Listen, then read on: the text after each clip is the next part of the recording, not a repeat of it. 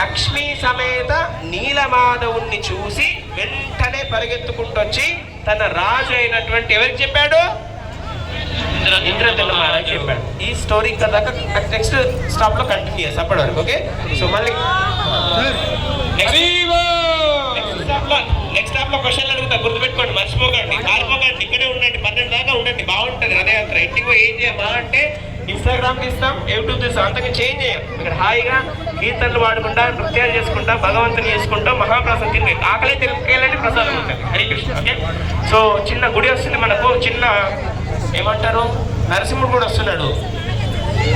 Keshava త్రీత Narahari